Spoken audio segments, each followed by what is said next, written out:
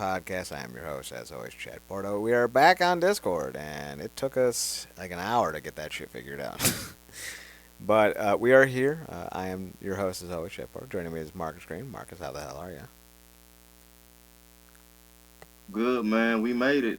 Like we said on the last show, it was our last Skype show, RP to Skype. But luckily we had old faithful in the chamber. Yep.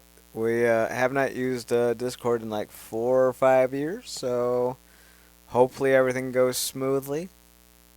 We'll find out though as the show goes on. Of course, by now everyone knows the big news. We had a massive amounts of releases so far over the last week, which is the second huge releasements, if you will, of talent. So far, we know Shayna Baszler, Dakota Kai, Katana Chance, Kaden Carter, Cora Jade, Gigi Dolan, Eddie Thorpe, the former Carl Fredericks, Joe and Mark Coffey, and Wolfgang, the trio known as Gallus. I didn't even know they were still around. Riley Osborne, Jakara Jackson, who was just in TNA. I think, wasn't she just on the pay per view? Yep. Jesus. Oro Mensa, Javier Bernal, Danny Palmer, and the biggest name actually belongs to the biggest person, and that's Braun Strowman. They joined Carmella, Elektra Lopez, Giovanni Vinci, Isla Dawn, Luke Gallows, Carl Anderson, Blair Davenport, Sonya Deville, Cedric Alexander, Akam Tokar, sorry, Akam and Razor, um, Paul Ellering, and Duke Hudson, who were released earlier in the year. So we have like, what, 40 odd releases so far? Now, I don't, there's a lot of discourse right now. They're all like, sometimes you gotta let people go. And then you got other people like, whenever AEW does this, you don't get mad. And it's like, all right. Firstly, let's clarify a few things. AEW lets people go. TNA lets people go. New Japan lets people go. It happens. Like New Japan's not renewing the contract of Tetsuya Naito and Bushi. They're going to go off into the ether and find new homes. They were not shell shocked, likely at 2 in the morning, by the news that they weren't going to be picked up. They were told in a professional manner, hey, we're not resigning you. Everyone's like, well, Layla Hirsch found out on her wedding day. Yeah, that's not great. But also, not everyone knows everyone's details about life. She was informed she wasn't going to be re-signed. It's not that big of a deal. There are far worse things in this world. We find out that Vincent and whatever the other guy's name is in Ring of Honor are being let go as well. They will not have their contracts renewed, or their contracts have already expired. A contract expiring is not the same thing as being fired. Case in point, you know when you sign a contract that there's an end date. And you know if you're not being communicated with heading into that end date, you're not being renewed. I've worked with contracts before. I know exactly. Hey, this end date's coming up. I'm not getting any feedback. No one's telling me, hey, am I going to get extended? I am not. It is not that hard to put two and two together on that one, folks. The WWE mass fired about 50 people in the span of 4 months. They did it over phone calls. Hey, we're letting you go. Your contract's being voided. You got 90 days of pay, and then you're done. That's jarring. It's a shell shock. And it's even more almost damning when you realize that the WWE is boasting about record profits, record ticket sales, most financial gates of all time. We're making money hand over fist. So we're going to fire these people because we want to make more money. And let's be very clear, they didn't just fire wrestlers. They fired, office workers, backstage workers. A large group of people were fired before the wrestlers were notified this past week. If the wrestling firings happened on Friday evening, the behind the scenes firings happened throughout the week prior.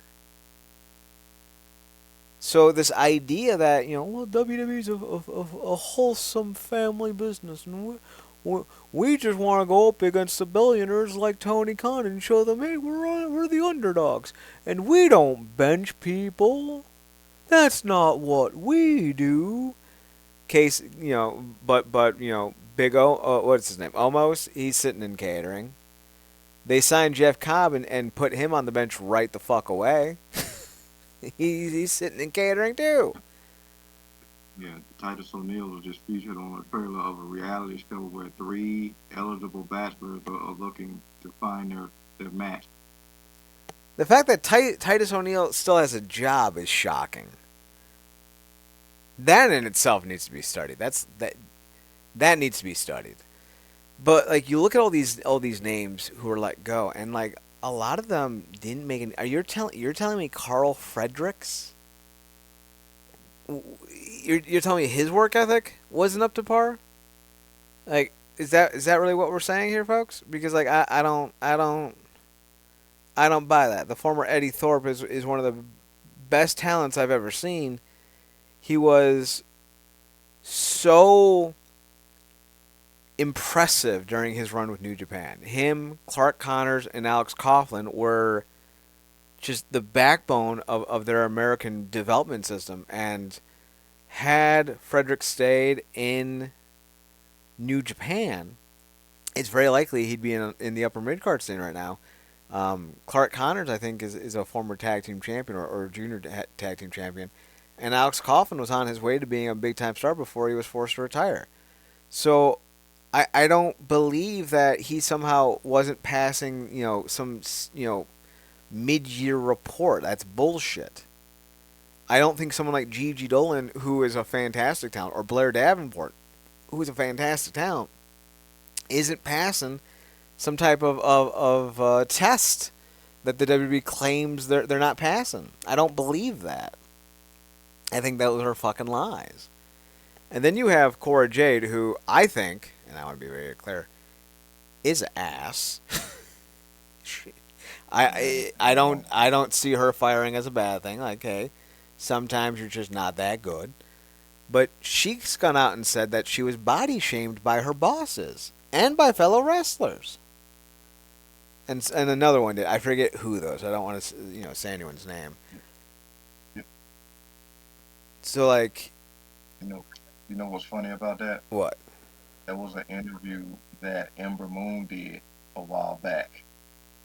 Um, Either before she went to Ring of Honor or on the earlier part of it, but she was like, they were getting told back then, reference something like y'all need to kind of take note from Mandy Rose.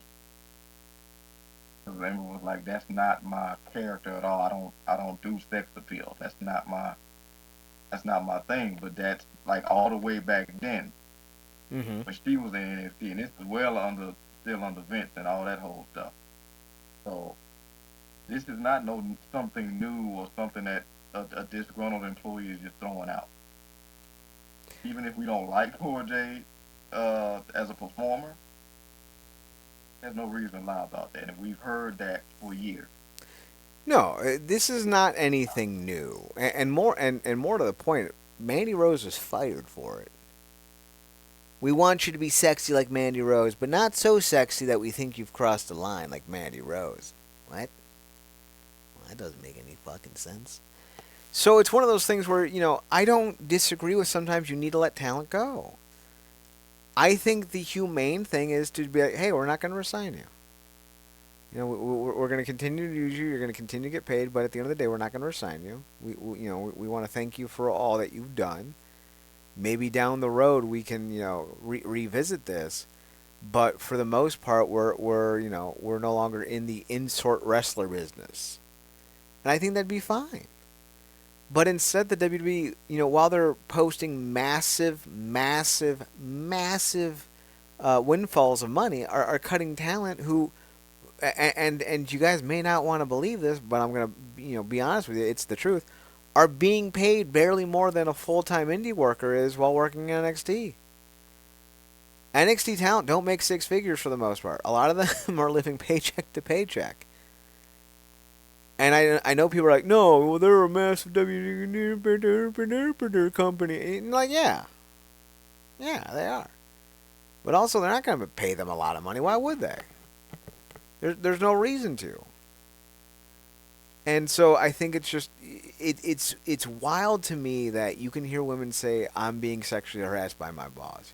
You're having talent point out, "Hey, I'm being fired for doing my job," and you have people like, we were just on a major show and we were fired 6 days later. What is going on? And those are all fair criticism. But then you have people like, "But AEW doesn't." One, they don't. Two, who cares? I hate the whataboutism of this. Your company, your Yeah. flagship brand, your number one promotion is doing vile things to their talents and has historically done vile things to their talents and has never done anything but do vile things to their talents. Stop making excuses. Someone Yeah. was like, Stephanie Vaquer, released a tweet recently saying something to the effect like, karma will come for all or what have you, something. And everyone's like, well, this is clearly in reference to the fact that AAA got bought, and some of the people that she has issues with are with AAA, you know, and she's clearly not happy with it. And I feel so bad for her, and I'm sitting there going, I don't. Why would I feel bad for someone signing with this company? It's like working for the Washington Commanders under Daniel Snyder. You know who he is. You know who the management is. You know who the bosses are. And you still signed up. I don't feel bad for anyone in that company. I don't want to say you deserve the bad things that are coming to you, because I don't think anyone truly does deserve those bad things unless they are truly awful, evil people. But at the end of the day, you look at the situation that's going on, and you look at all these mass firings, and you hear all these, whether it's Bill DeMott or whomever, you're watching all the women get fired from the writing team. Sarah Del Rey apparently, isn't, as according to rumors, isn't as involved in the NXT training day to day as she used to be. Maybe possibly indicating that she might be gone here soon. There's allegations that they're no longer looking out for minority wrestlers. They've stopped doing Black History Month, and they didn't do any specials to Martin Luther King. Um, Women have historically felt very afraid in this promotion. They've sued for sexual harassment and things of the like. And I'm supposed to sit here and be like, oh yeah, I feel bad for Stephanie Vaquer. You know, they signed AAA and now she has to. Listen, that sucks. Absolutely, it sucks. But Yeah. if you dance with the devils, you're gonna get burned. Every single one of those dudes and dudettes are gonna get burned by this company at some point or another. John Cena flat out just said, "I don't give a shit if Vince McMahon's a raping pedophile moron monster who hates minorities. I love the guy." Now he didn't say all that, but he did say he loved Vince McMahon Yeah. despite all the things. This is who this Yeah. company is. Yeah. Like kind of not too dissimilar from the Hogan thing. It's like a lot of people aren't upset about. A lot of people are likely not upset about the Vince thing. They're upset because it came out and they have to address it. Yeah, they It's didn't kind care of what thing was where like happening. it wasn't. Yeah, it wasn't bothering me. It wasn't. What they're mad Uh, about is now they have to talk about it. Hey, Triple yeah, H, I your just office I was just right next to John Laurinaitis' when all this was happening. Why didn't you know it? Well, I don't pay attention to anything. Meanwhile, this yeah. motherfucker watches more TNA and AEW than I've ever seen in my life. You, you didn't have any inkling about that weird ass people power that was going on. People power. Uh, right next door. That was people power. Say, say Yeah, people power.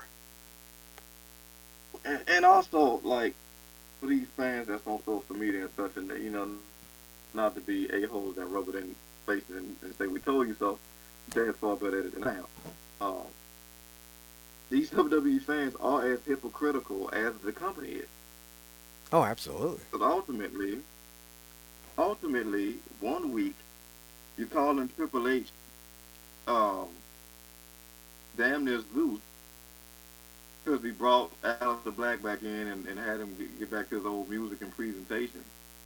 And then when these releases happen, all of a sudden he's the devil. Oh, see, here's the thing. And it's Here's like, what I've seen, Marcus. I've seen a lot of people going, "Well, yeah. Triple H didn't know this was going to happen."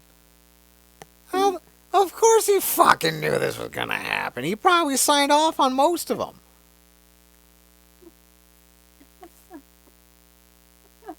right? Uh, that's it's like watching Dragon Ball Z. Somebody like, I don't think Tommy knew. I'm like, he's literally right there. He's literally got the best seat in the house to see everything. He knew about Cell before anybody else because he sees all. The buck stops with the snob in this situation. And the fact that Dave Meltzer and John Ross have to come out and reiterate what you clearly see, but want to ignore because you want to keep your snobs up the man's ass, is ridiculous. Y'all also get hypocritical when it comes to Meltzer because one week he's the devil and the next week you don't trust the information unless it's either sourced by him or somebody cited it. So it's like, and it's not that Meltzer, he does and says some stupid stuff as well, but it's like he's been in his position, like you said on Twitter, for as long as he has been for a reason. Mm-hmm. So, like clearly he knows and is connected with people that all these other people claim to be all so bad want to be, but it's like I said, the hypocrisy is crazy because I'm like, all these names, all these people that you guys are so appalled by, I'm like, you see what's happening every week. I called it out. I said, WWE is massive pissing on their fans' heads and telling them it's raining. They're Mm-hmm. also the masters of keeping somebody featured on their television show every week, and yet nothing is happening with their talent. No momentum, no narrative, no nothing. And most of these people that are on this list fit that description to a T. You've called out Braun years ago for his knees. Mm-hmm. What the heck were they doing with Vlad Davenport? Love Dakota Kai? Somebody was on Twitter like they were waiting for the rest of Damage Control to come back or to come back to TV. If she had to wait for other talent to come off injury so she could be featured, they don't care about her like that. Nope. You They see do what not. they're doing with Io? They have no problem giving Io the rocket. Certain talent these people notice they just don't see it for them like that. I'm still shocked they let uh little Thea get the U.S. Women's Championship. We'll see how It's long. just some talent they never see from people like that. Yeah. I think what's funny is like Dragon Lee just lost the speed title to Chad Gable, but I'm supposed to believe that they care about luchadors. Okay. Here's the thing though. A lot of these names were, for lack of a better term, cuts made to the NXT roster. This has started a whole big ass conversation about how little the Performance Center actually does to create new talents, and that's fair. But also, I think what it does is it showcases that TNA or WWE isn't capable of getting talent past a certain point unless they're the stereotypical WWE talent who can fit inside boxes. Gigi Dolan, and I was not a fan of this spot, but she rose to fame by taking a tampon out and shoving it in someone's mouth. Um, like people like Carl Fredericks were work rates dudes. Like they were crushing it. Blair Davenport was one of the best women's wrestlers in Japan before she got signed. Now you look at what's going on, and it seems like people who fit a mold are the ones progressing. Who's the Sol Roca? She's like, I'm not a good surfer. Like she knows she's just a gimmick. Nikita Lyons is getting chance after chance after chance, and she's going down to Evolve because of how bad she's been. And I don't even want to talk about how bad this partnership with TNA has been. It may be netting them some nice houses. Who knows? But at the end of the day, the product sucks. Yeah, it like you said, it's just the front face and stuff with all the records, and they running people dry to the point where there was a video around Mania weekend where fans, I think, right, were talking to Orton and his wife in the lobby, and even they were kind of put aback by how the tickets were. But you know what I mean. What are you gonna do? And they directly benefiting from that. So it's like it's only so much they gonna say about it. But yeah, like that, like I said, the disillusionment is crazy. Like it just for whatever final reason, people really believe that when certain individuals, even though they've seen the contract, particularly in TNA, they really think just because somebody gets brought to WWE that they go succeed. There's certain people just not gonna fit. Like Jordan Grace wouldn't be in NXT right now if she didn't go through TNA and do what she did. I don't. Lashley was a world champion in TNA before. I mean, he had the ECW championship, but if you don't count that as a real world title, he got treated like a boss in TNA, and then he came to WWE and got the strap. So many others, Christian, you name it, what have you. But it's like a lot of these names, like Vlad Davenport was just a loose name. Braun's time was up. There's other stuff he can do. Being a big man, I mean, once Jonah comes back, that's not going to, I'm not gonna need that anymore. Um, or some of the other names. I think Shotzi Blackheart, she was somebody that had her moments, but they just didn't really see it for her like that either outside of the tag team. Uh, Shayna Baszler never got back to her prime in NXT. She just never let her to the point where they put her with Sonya Deville, who, God bless her, was not good. Not And even of a that little. group, what Sonya's gone, Shayna's gone, and I'm blanking on the name. It's not Ivy now. It's what is her name? I'm blanking on her name. But of that group, like I would have thought they released all of them, and one of the names is still there. So it's like I mean, just a lot of these names was just not cutting it. But it's just crazy to me how people really be flipping tables. Like, oh my God, they cut Charlotte. Like, what?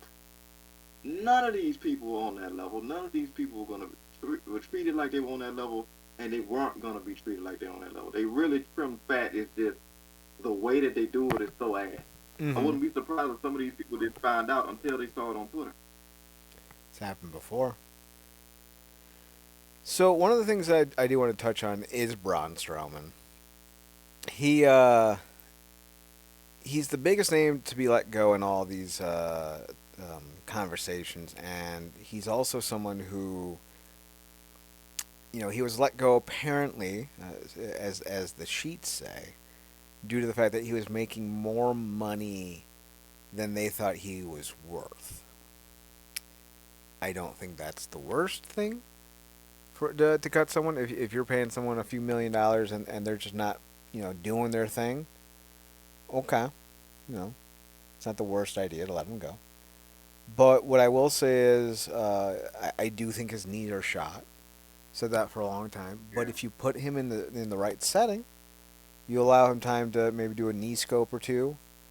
I do think you can come back around and find something for him to do. One of the things I think would be interesting for him, he's definitely burnt his bridge with AEW. He's insulted them a time or two. I think one of the things he could end up doing is ending up in TNA right now, or MLW. And I don't think that's the worst idea in the world. MLW are doing some interesting things right now, and we'll see what they continue to do with Dijak and the former Baron Corbin.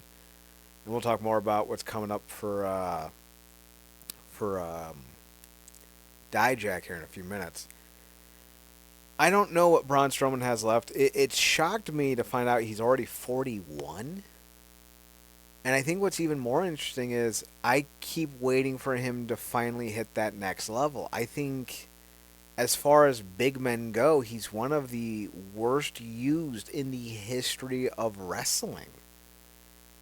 He had what, one world title run, and that was what, 5 years ago, and it was like for like 3 months. during the pandemic era, and people don't even remember it. And Where would you rank him against somebody like Big Show?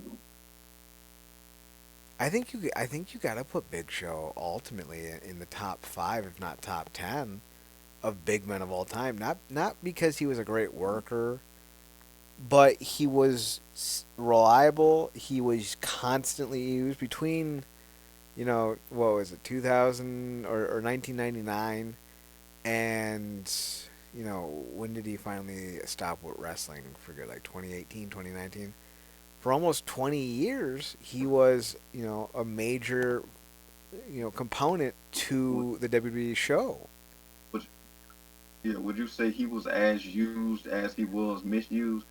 Oh, sure. Absolutely. I mean, Yeah, Kurt Angle once said after the Big Show left in late 2006, early 2007, that if he was running TNA, he'd hire the Big Show, get him into shape, bring him in, and have him go on a 2-year winning streak. Because that's what they kind of wanted from him. In WCW, you saw glimpses of this. He could do drop kicks, good drop kicks, from the top rope. He was pretty athletic for a dude his size. So yeah, he was misused. I think some of it also has to do with himself. He was out of shape for a long time, and that was on him. But yeah, I do think Big Show was misused as much as he was well used. But I wouldn't even give Braun Strowman that. I would say emphatically that he was just constantly misused. They just did not know what to do with him, and it showed in the week to week tapings and overall moments. He was a mid carder in a lot of ways. I think his claim to fame was winning the tag titles from the bar at WrestleMania with a kid. I don't. yeah. Do you think when they put him with the Wyatts, that was probably the best of the worst ideas they could have did with somebody that big because of his look at the time? I think it worked for him at the time, but I also think it gave him Yeah, this specific dynamic and aesthetic that he adhered to far too often, and I don't think that helped him. I think he had an encounter with like Karen Jarrett in 2015 that didn't help him either. It painted him in a bad light. Um, but I think there's still a little value there that depending on how much he charges, you might be able to get out of. I think it could be a lot of fun to see him in like TNA for a brief spell, depending on who you put him in with. But we'll see what happens. He is 41 and he does have bad knees, so like, who the fuck knows? But speaking yeah, of who the fuck knows, yeah. though, But we do got to talk about the other big news when it comes to the rosters. Um, there's been some miscommunication, so let's be very clear. Yes, Alberto Del Rio does have a new WWE contract. That is true. Everything else you're hearing, you need to know that is true. The WWE gave Alberto Del Rio a new contract. A man who's been accused of beating his girlfriends, his wife. He's been accused of, doing, egregious harm to a young woman, even to the point of being accused of vile and heinous acts. A man who's assaulted his colleagues for very like. Here's the thing. Everyone, do you remember when he started beating up Mystico when he was Sin Cara in the middle of a match because he broke his finger and he was in a lot of pain and he wanted the match to be over so he could go and get it reset. And then Del Rio started kicking him in the head and everyone's like, "Good, you should do that. It's just a finger." He punched someone in the face. Now he claims the man used a derogatory term against him. Maybe he did, maybe he didn't. The man's a chronic liar, so like, who the fuck knows? That being said, when you punch someone in the face for speaking to you, that's a bad sign. He walked out of his bookings with TNA because of reasons we never found out. The man's not a good person. I think his wife has filed a restraining order against him. I don't know how close he is to his children. It's bad. Like, this is bad. This is a bad look, especially when you have people like Cora Jade talking about body shaming. You have Stephanie Vaquer, who's a survivor of domestic abuse. So like, there's a lot of stuff going on here that just it seems scummy. Now, some people will say, but you need to say the whole thing. And listen, the whole thing is this. Del Rio has a new WWE contract, but Del Rio is not expected to be on Raw or SmackDown anytime soon, if at all. His new contract is to keep him in place in AAA, and he's going to be a focal point of AAA in Mexico. They're likely going to send down, they've already announced that they're sending down Hector Garza and his tag team partner. They're likely going to send down Andrade. They're likely going to send down Dragon Lee. They're going to try to sign some guys from CMLL, but I have a feeling that's going to backfire. They're going to sign a few other guys to deals to keep them in AAA, like El Hijo del Vikingo, likely Psycho Clown, and maybe a few others. Although I don't know if Psycho Clown's still at the roster. I think they are. I think he is. So you got a lot of guys who, to be very frank, are under WWE contracts, even if they are going to be based in Mexico. And that's going to be something that people are going to have to make peace with, that they decided to re-sign Alberto despite all that's been going on with him over the last 5 years. Um, I hope he never shows up in TNA again. Like, fucking kill me. I didn't like him when he showed up in, what was it, 2018? He hogged the spotlight.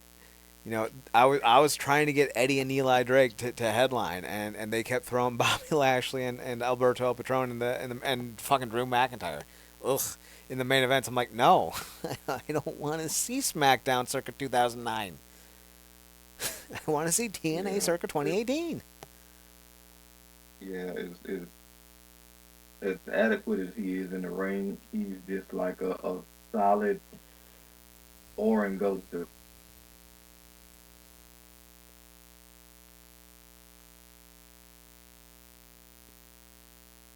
You still there, Marcus?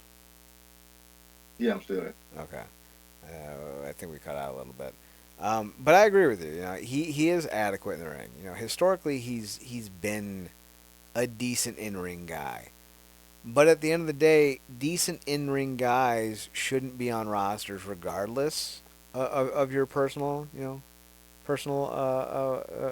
affinities. But they should definitely not be on the roster because of them. You look at someone like Alberto Del Rio, even if he wasn't a piece of scum, I don't think he's good enough at 47 to keep on your roster. But also, I definitely don't think he's good enough to keep on your roster with all the things he's done to people.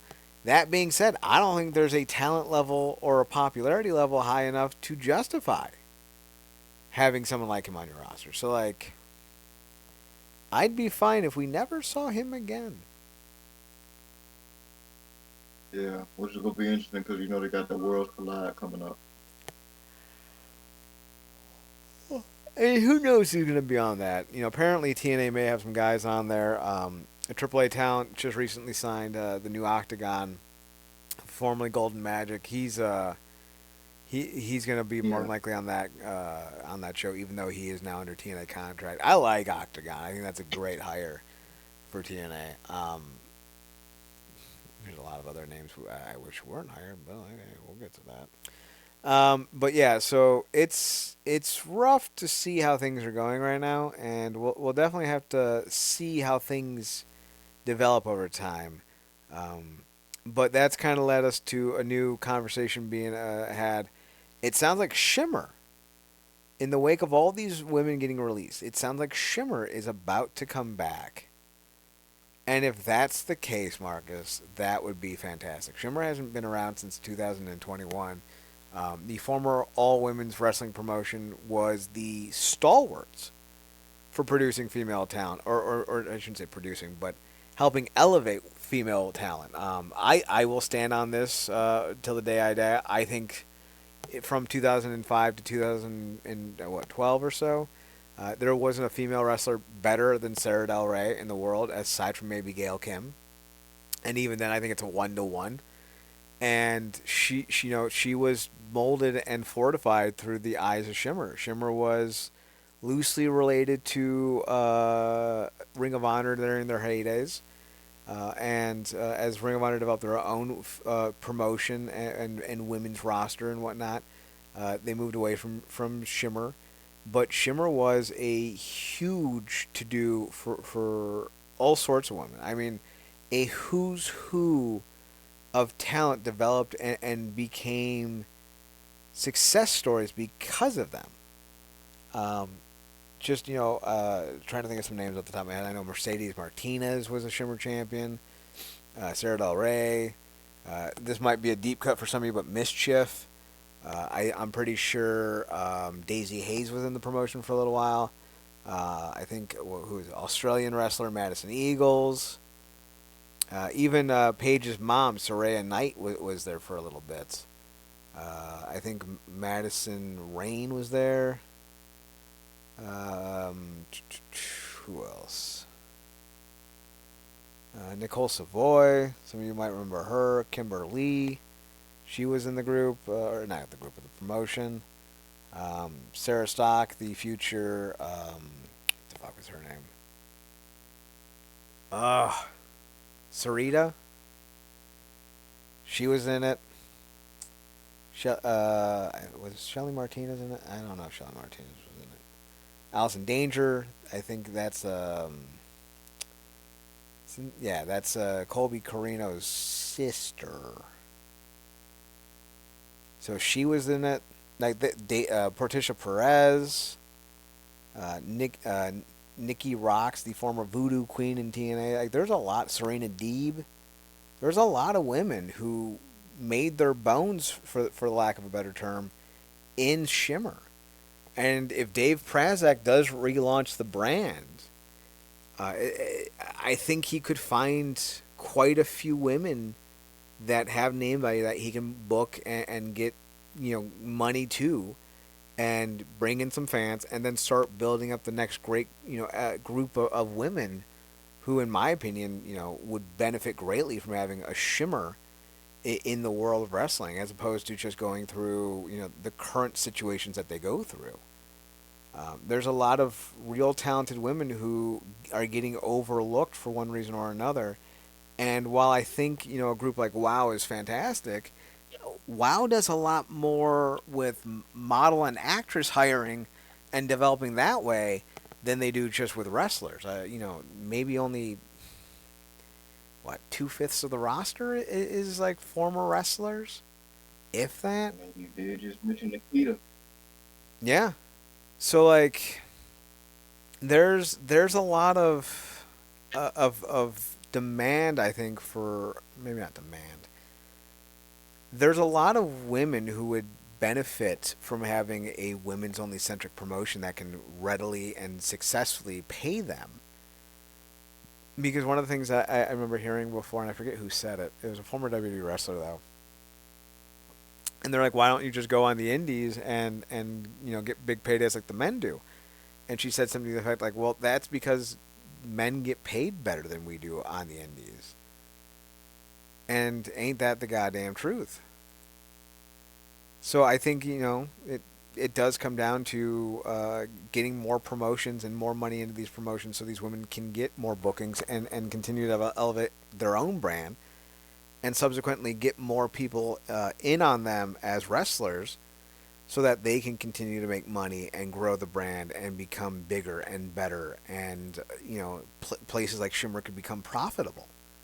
That's the goal, and if they can do that and help elevate the next crop of female wrestlers, all the better. Because they have had some of the best women's wrestlers come through that brand who did not get picked up for one stupid ass reason or another, and it sucks. So hopefully they bounce Yeah, back. and more places for the girls to work is cannot be a bad thing. Not at all. Not at all. I'm going through some of the names on the Shimmer's all time roster, and like Kelly Skater, man, like she retired at like 30, I think. God, she was talented. And like Nicole Matthews and Madison Eagles were both names I thought were going to be huge, but for whatever reason, TNA, Ring of Honor, WWE just never picked them up, and that like boggles my mind. It looks like Madison Eagles is retired, but Nicole Matthews is still going hard, and she's had Speaking of women, real, mm-hmm. you know what I mean to cut y'all No, connect. go on. Yeah, I was gonna ask, like, speaking of women, didn't TNA get a woman that we talked about through Gut Check that hasn't appeared on TV yet? Yeah, Harley Hudson will finally make her TNA debut on this set of tapings, which like Gotcha. Okay. about damn time. Truly, she was the gut check of it all. Harley Hudson was one of the more impressive young women that I've seen come out of gut check, and the fact that for a year Gail Kim was like, just be patient, we'll get you over, we'll get you over, and then to finally do it right when Gail Kim gets fired is nasty business. I'm not happy with that whatsoever. So, but I am happy that she's back. Because Harley Hudson, she's got a lot of potential, and I can't wait to see what she's able to do with it. Truly. Yeah. Um, so that takes us to the last bit of news. This Saturday, MLW is running a joint show with CMLL in Chicago. Lots of matches on it. Mystico will take on Templario and Akira Kwan. Matt Riddle is taking on Donovan Dijak for the MLW World title. Ultimo Guerrero, who just won the open weight title, will take on Zed Oken Jr. and Barbaro Cavanario. Hammerstone will take on two former MLW champions collide when Hammerstone takes on Satoshi Kojima. Then we have Atlantis and Esfinge taking on Guerrero Maya Jr. and Hichireo. I always fuck that up. New crown champions Los Dep. Oh Jesus, this is gonna give me a stroke. Deparadidores. Deparadidores. I don't know how to say that. Sorry guys. Are you going to take on legendary Blue Panther and Dark Panther for the MLW World Tag Team titles? Should be a fun show. I don't think Matt Riddle's been a game changer for them, and it would be okay to say, hey, nay, we're moving on. I think Dijak's been great.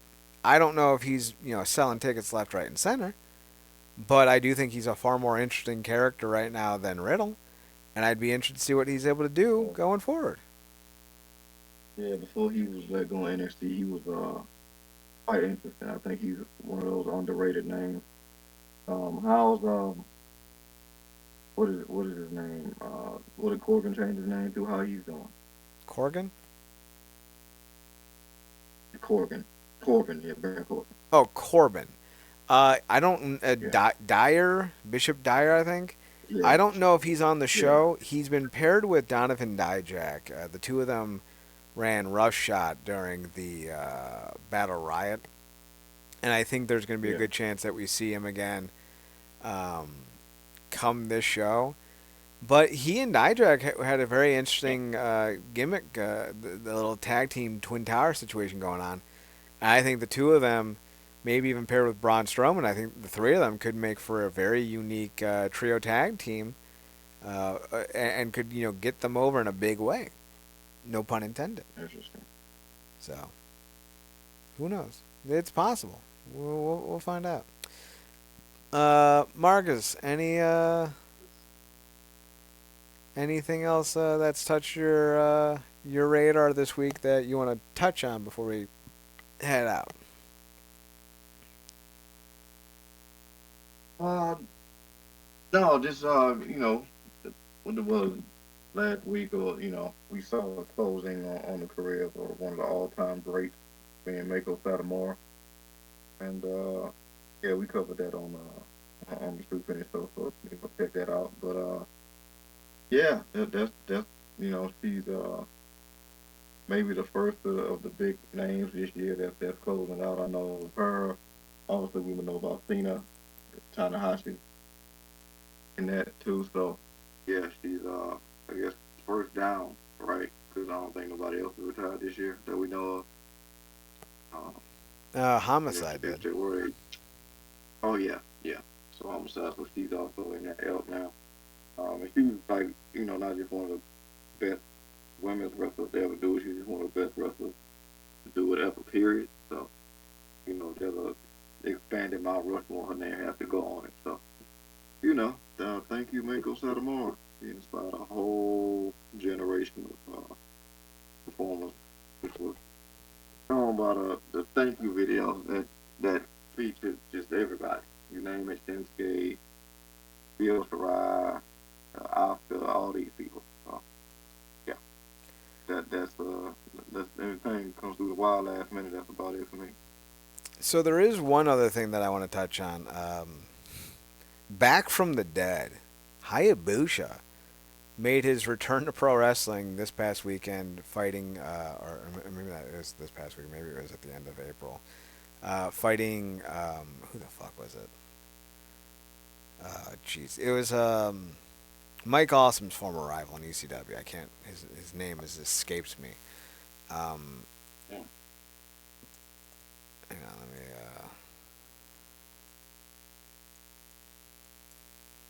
see if I can't find it.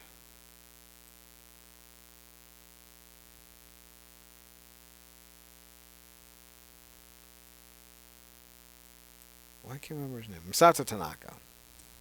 Found it. Didn't find it. Just remembered it.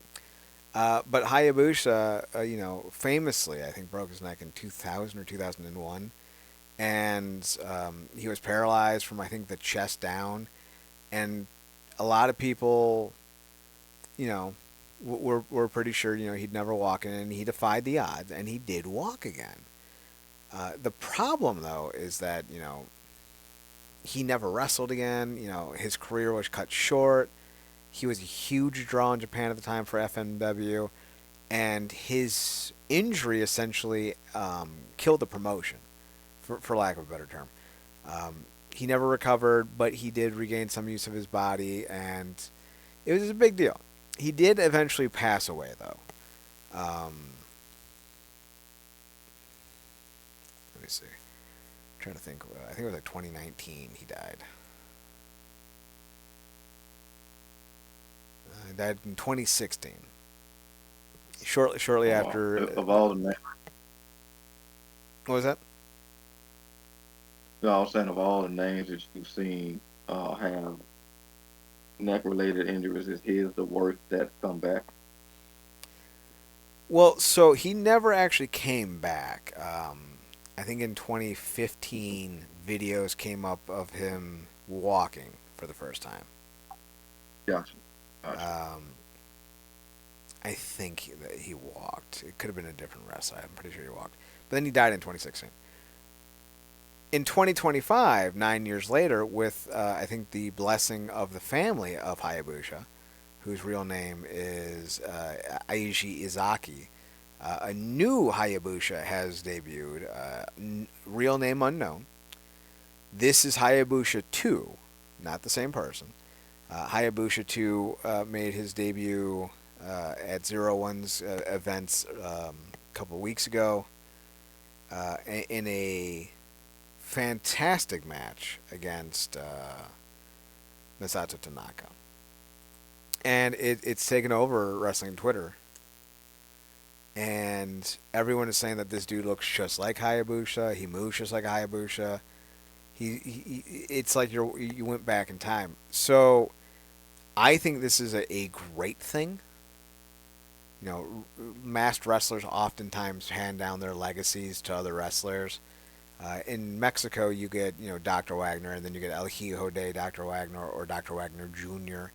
In Mexico, passing on the mask but not the name is a big thing. In Japan, however, you often do pass down the gimmick. Eddie Guerrero, I want to say was Black Tiger, but he wasn't the only guy to ever be Black Tiger. And I think that's kind of something that, really defines Japanese mass wrestling is this idea that the character continues on. So the match was on the 27th of April, and Hayabusa defeated Tanaka. So far, we don't know anything about this guy, and there's no more information that we've seen. But I think people are going to be lining up to bring this dude in because, hell yeah. If you watch the highlights and if you can find the match, he looks and moves just like the original Hayabusa, and it's very cool to see. So here's hoping we get more of it. But yeah, I think that's it. Yeah, man. That's cool to hear, man. A lot of passing down the mantle, if you will, and legacy. Comic that's one thing. Nice correlation between that comic book fans can kind of, I guess, adhere to if they jumping into wrestling. That kind of passing of the mantle, particularly as you kind of have talked about over the years with the many different variations of the shape named wrestlers in Mexico. Mm-hmm. Um, and just got like the Wagners, the Octagon, the Pentagons, they're very shape oriented in certain instances. So and then of course I don't know how true the tradition the Sin Cara versus Sin Cara Negro was, but yeah, that's always cool to see. Yeah, I can't speak about the tradition, but I can say it was ass. Agreed. Ugh, it's fucking terrible. All right, my friend. I think that's it. If there's anything else you want to touch on, now's the time. Otherwise, we'll do our sign off. 22 one's good dude. All right. Thanks for another edition of the Wrestling Underground podcast. Be sure to check out our personals over on the Instagrams and Twitters and whatnot. Marcus, you can be found at Twitter at ParadoxKid, ParadoxKid. That's me. You can also find him on his other podcast, The True Penny Show, TruePennyShow. All the shows get uploaded to Twitter, so you should be able to find their show pretty easily by going to their Twitter account. You can find us on Twitter at NerdCorp, NERDCORP, and on the Wrestling Underground YouTube and Twitch channels at Wrestling Underground. The website's realnerdcorp.com, REALNERDCORP.com. We're also on my personals, where you can find me at Chad Nerdcorp, CHADNERDCORP on Twitter, and Chad's Photo at CHADSPHRTOHUT on Instagram.